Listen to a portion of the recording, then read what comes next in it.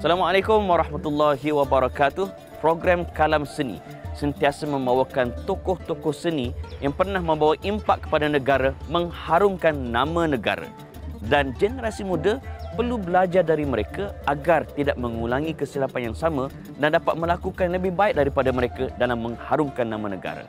Siapakah tokoh kita pada kali ini?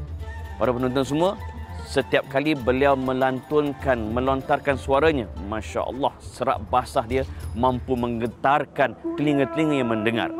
Beliau memulakan karier sebagai penyanyi di dalam kumpulan Sweet Charity, kemudian meneruskan karier sebagai penyanyi solo, dan bagaimana beliau kekal relevan di dalam industri dan mendapat julukan sebagai jenama Papa Rock. Itulah dia, Datuk Ramli Sarip dalam Kalam Seni episod kali ini. Aku yang masih di perjalanan hidup ini, begitu lama berliga di persimpangan dunia, menempuh jarak dan titian. Assalamualaikum, Datuk. Waalaikumsalam. Masya Allah. Datuk Amin. Ya. Punya handsome popular. Allah. Cair saya, Datuk. Datuk. Okey, saya. Nak Alhamdulillah. sembang-sembang sikit, Datuk. Baik. Memang ada bakat bercucuk tanam daripada ayah ke? Selain daripada arwah ayah, saya juga ada kaitan dengan gardening. Oh. Di satu di Jurong, nama dia Jurong Park. Di Singapura? Di Singapura. Jadi saya tengok banyak orang tanam pokok, potong pokok, semai pokok, gunakan baja apa. Kat situ saya tak sebanyak sikit minat lah. Maknanya di sebalik jiwa rock tu, ada jiwa bercucuk tanam. Oh, benda ni sebenarnya kalau saya berbalik kepada 30 lebih tahun ke belakang, kemungkinan saya akan jadi petani moden. Oh, okey. Tapi yang pastinya sekarang memang dah dikenali sebagai Papa Rock. Saya nak imbas cerita masa Datuk dari Singapura datang ke Malaysia. Apa yang membuatkan Datuk nekat berhijrah ke Malaysia daripada Singapura? Pertama, arwah ayah dengan mak. Dan sebahagian keluarga saya memang berasal dari Muar. Oh, memang Muarnya. Muar. Jadi bila waktu saya remaja dulu, selalu berulang-alik kadang-kadang ke Muar naik feri tu. Daripada Sungai Muar tu, kita naik feri. Jam belum ada jambatan. So, kereta kena masuk dalam feri, dah penuh, baru diorang tarik. Jadi kat situ kenangan ni selalu indah. Masya Allah. Dari bila sampai kat Muar tu, arwah atuk saya seorang bidan. Jadi banyak ada kolam, ada ikan. Wow. Adik saya, abang saya, kakak saya masih di Johor Bahru dan di Muar.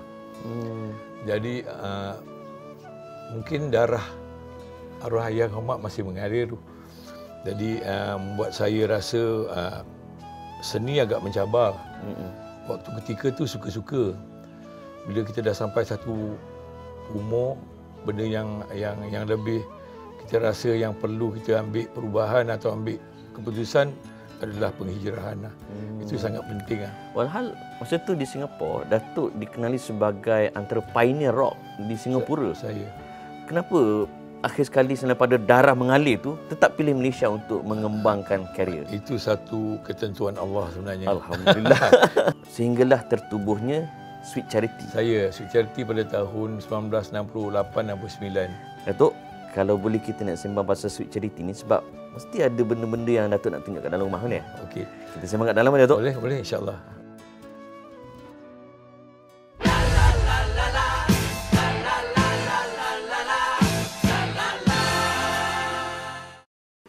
Datuk, nama-nama seperti Rosli, Jo, Salim, Wahid, Rahman, mereka ni adalah wajah-wajah awal Sweet Charity. Yang wajah awal sebenarnya adalah Jo Salim. Jo Salim, Arwah Wahid, saya dan Rahman Sarbani. Dia kalau dalam bahasa album ni, dia ada Mark 1, Mark 2, Mark 3. Oh, faham. Okey. So, Rosli dalam Mark 3. Dia di akhir. Sebab tu dia bila kita nak buat rakaman baru dia join.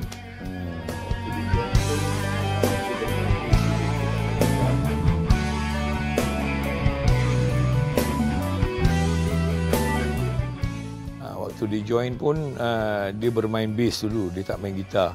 Waktu itu A. Ali, dia pemain gitar Sweet Charity yang ke Mark II, pada tahun 1974 sampai 77-78. Lepas tu dia cari haluan dia sendiri. Dan arwah A. Ali pun sangat berpengalaman kerana dia bersama kumpulan Night Walkers sejam.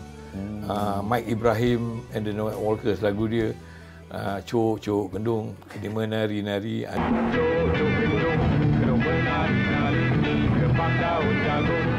Itu antara lagu-lagu yang popular. Dan saya, arwah Wahid, Haji Salim, Rahman Saharbani adalah 4 orang yang kira macam tak ada keyboard. Waktu tak ada keyboard. Kita mula pada tahun 1968, kita dapat main di sebuah kelab di Naval Base yang mana kita menghiburkan para klasi daripada US, daripada UK, daripada mana-mana. Pasal diorang akan ke Naval Base Woodlands untuk buat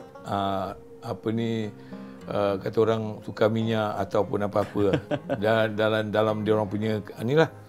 Kembali sikit lagi pasal Sweet Charity, Datuk. Ada pernah membintangi filem Kembara Seniman Jalanan? Dia apa cerita? Macam mana boleh terjebak dalam filem? Apa jua dunianya, itu juga rahmatnya. Baik buruk darinya. Sebenarnya saya terima kerana di situ ada satu statement dan perjuangan tentang cetak rumpak. Saya pun kita tidak ada banyak tawaran kat situ pun.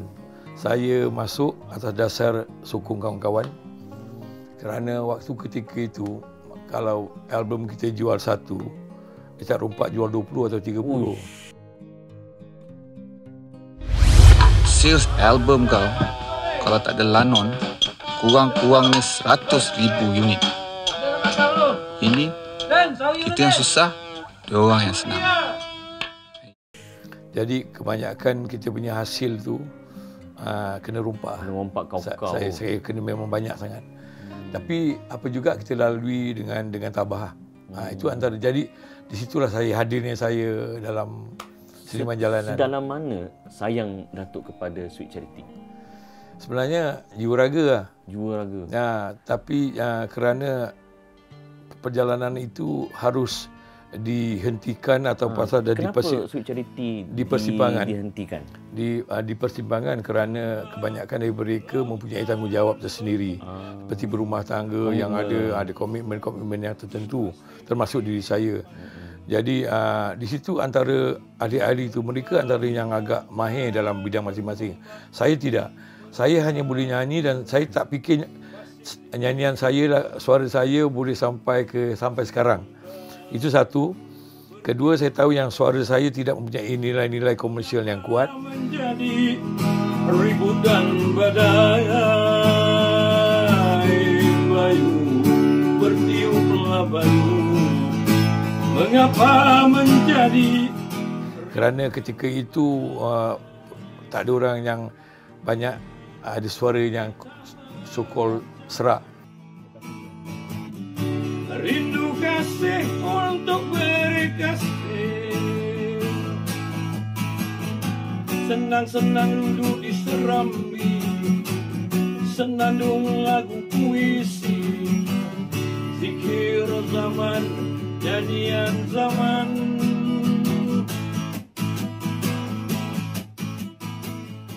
Itu yang mahal sebenarnya tu. Itu yang saya tahu bila buat rakaman yang pertama dengan Sweet, ada juga pemberita-pemberita cakap yang saya macam tak kira layak kerana suara saya serak dan sebagainya.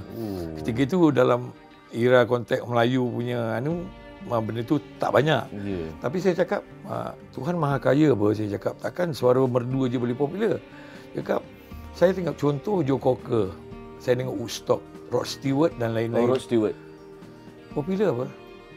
Jadi itu yang saya pegang.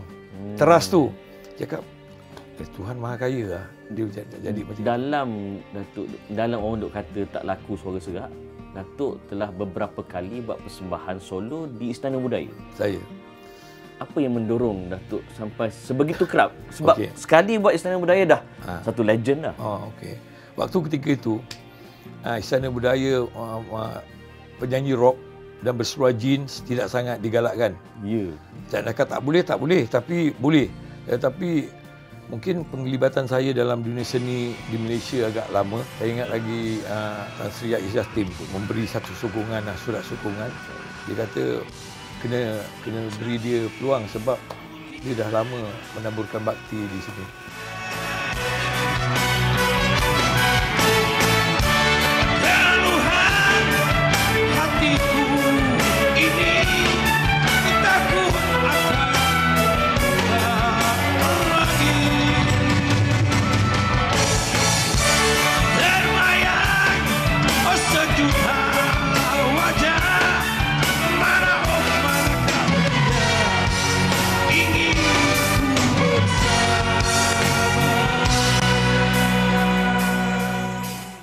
Bila saya masuk ke Istana Budaya dengan seluar jeans dengan rambut panjang, Dibenarkan? dibenarkan. Saya pakai t-shirt round neck pun tak boleh masuk.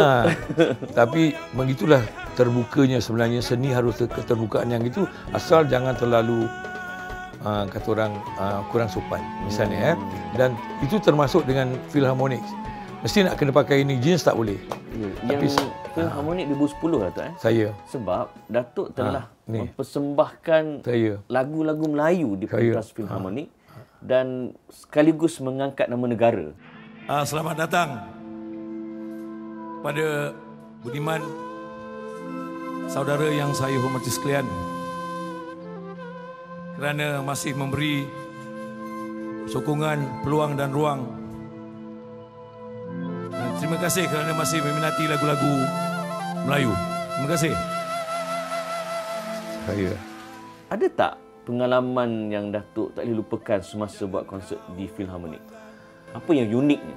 Uniknya kerana sebenarnya seluar jeans saja. Lagu sama, persembahan masing-masing. Jadi bila cakap, ni hari pakai seluar jeans boleh nyanyi dekat Philharmonic dan juga Istana Budaya.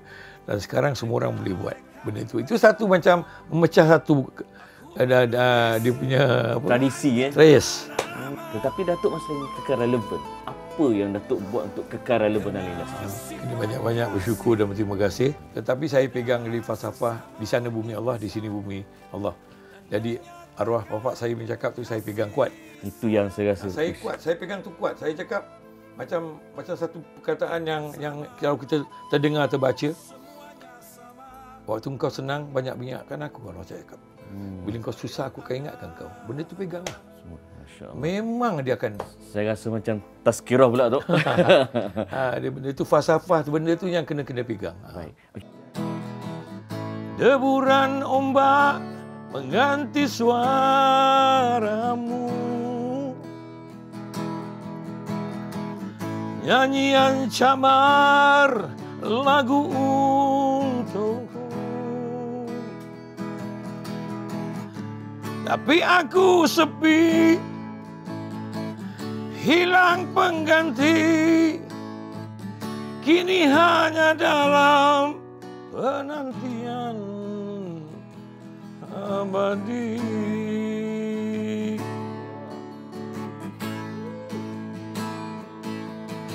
Kasih sayang tiada arti bila membakar diri sendiri. Apalah kerinduan andai tiada kesetiaan.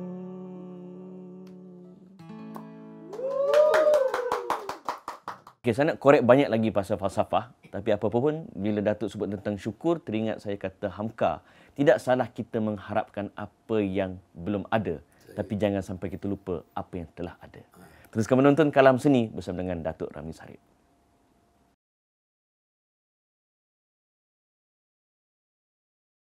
Ini saya boleh katakan antara anugerah Datuk dapat kan? Okay. Yang Datuk nak highlight dalam banyak-banyak ni, antaranya yang mana Datuk? Sebenarnya semuanya ada dia punya nilai estetika dia. Ya. Ini daripada MACP ya. Macam Lifetime Achievement Award ni. Kira bila awak dah cukup matang tu bukan lama je, berkarya terus, buat lagu konsisten, insya-Allah akan diberi ni lah. Ini antara saya ni lambat lagi saya. Kena ini antara yang agak rare sikit. Pasal ini dah macam Oscar tu. Ni antara kata orang tu brand Laureates punya ni world recognition. Jadi macam even Rod Stewart, even Bee Gees, even Nelson Mandela diberi ni. Saya pun tak tahu kenapa, tetapi diorang dah mengkaji sejauh mana perjalanan saya dan penglibatan saya. Diorang bila telefon dan macam diorang melamar tu, macam saya cakap, kenapa saya? So diceritakanlah kenapa. Ini antara Grand Laureates International Recognition lah. International tu maknanya bangga kita ada rakyat Malaysia di peringkat antarabangsa. Sebab tu kadang-kadang dalam kerjaya seni ni, dia bukan cakap berapa lama kau buat, apa yang telah kau buat. Kalau kita boleh buat lama, aku 40 tahun, 45 tahun, apa yang kau tinggalkan? It's all about what. Kadang-kadang ada orang tu dia claim, kita claim, dan sebenarnya kena berterusan. Kalau penat, berehat. Itu saya punya falsafah lah. Tenang. Kalau Datuk pun ada masa rehat. Kena ada kalanya rehat tu sebenarnya untuk sendiri, kau kena enjoy yourself. Maksudnya saya keluar cari barang, jalan-jalan, makan dan sebagainya. Itu antara saya punya. Sebut pasal makan tu. Sebelum kita pergi ke poster-poster ni tu. Okey. Saya dah lama nak tanya Datuk. Suara Datuk yang serak basah tu, ada pantang larang tak? Ke memang ada satu makanan yang wajib dimakan untuk menseratkan suara? Tak boleh. Itu pelik sikit. Tapi kalau Ustaz dengar balik Sweet Charity punya album yang pertama, sampai sekarang memang ada kepenghijrahan suara tu. Kalau awak dengar suara daripada yang album pertama Sweet Charity, dia manja, muda, perasaan dalam kurang.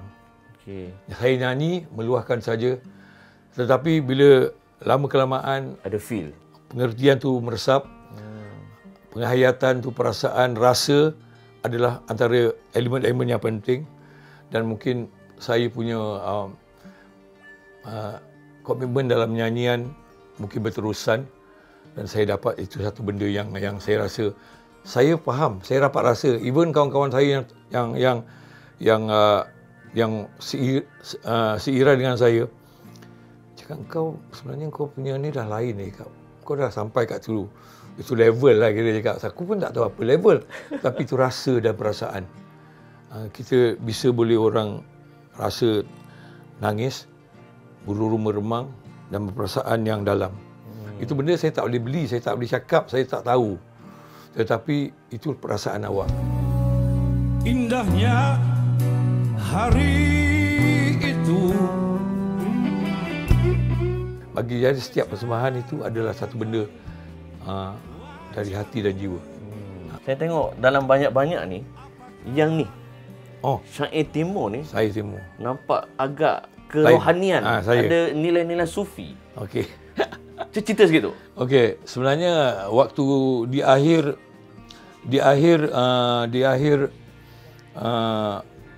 waktu tu 1998, 97, 93 kita punya negara telah diuji dengan ekonomi. Oh ya, betul. Kemelek ekonomi. Dan saya pula tu diuji dengan rambut panjang, tak boleh buat persembahan. 8 tahun ya? 7-8 tahun. Lama juga. Saya masuk ke kelab balik nyanyi. Dan lepas tu lahirlah album ni. Ada kat situ ada satu perjalanan yang saya ingin kongsi. Yang benda ni agak lain sikit sebab waktu saya kena ban rambut panjang tu, saya okey. Saya rasa kenapa umur aku dah 40 tahun, kenapa aku mesti nak kena puntir rambut? Apa yang salah aku buat? Apa salah aku? Lepas tu saya pun diam. Hati memberontak juga.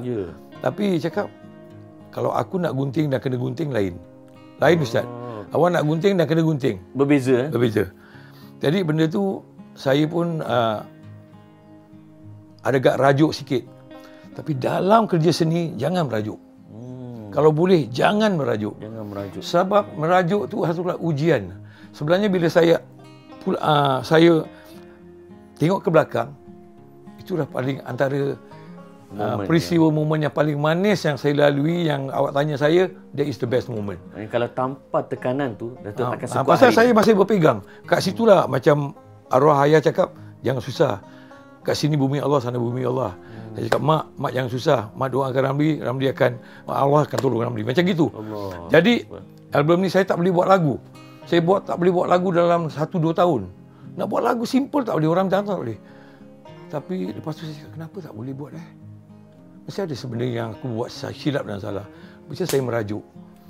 Lepas saya mohon, Ya Allah, Ya Rabbi, sekira kata-kata saya atau perasaan saya, niat saya ni menyalahi perjalanan ini, kau beri maafan, buka jalan ni. Keluar album ni, lagu pertama Adam Hawa. Dalam syurga tak bermakna, harum suasana, tak upaya bercanda. Siapa membentangkan tikar cinta. Okey, kita nak tengok dekat rak sana. Sebab saya fikir dari tadi, kenapa banyak CD yang tak buka pun? Ini adalah kita rasa satu hari nanti dia akan dijadikan satu benda yang saya pun tak tahu kenapa. Kaset-kaset ini semua daripada yang ada daripada kawan, daripada teman-teman yang ada, semua ada kat sini. Banyak lagi. Dan ini saya rasa karya pandang ke hadapan. Mungkin Kak Juria, Syam dan Acam dan mereka yang banyak membantu saya ni, yang buku 40 tahun charity tu. Saya. Ini semua benda yang agak klasik bagi saya. Kenapa saya tak buat single? Ini antara satu benda yang saya rasa saya dah ramai nak tahu tu. Banyak benda yang saya rasa agak peribadi, kerana saya suka mereka pegang cara fizikal.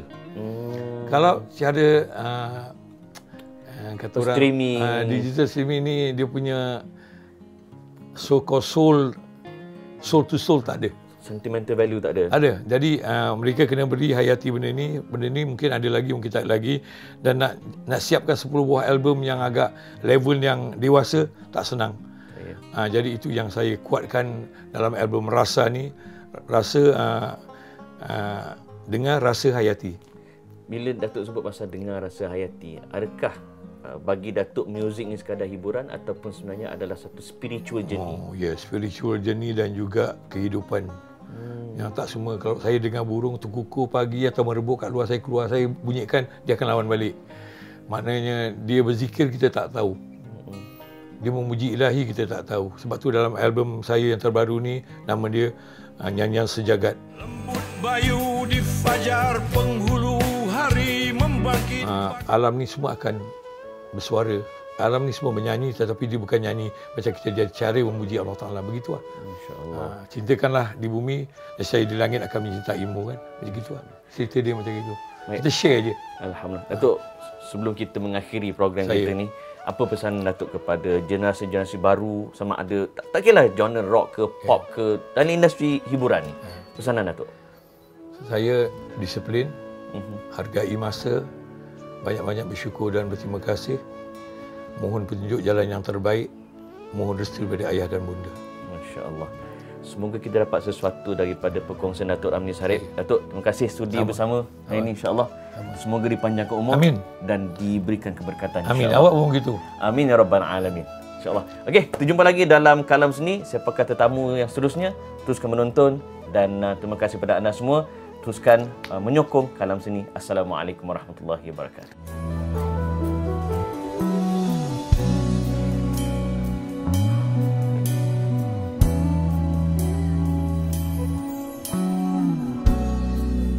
Dinginnya hari itu,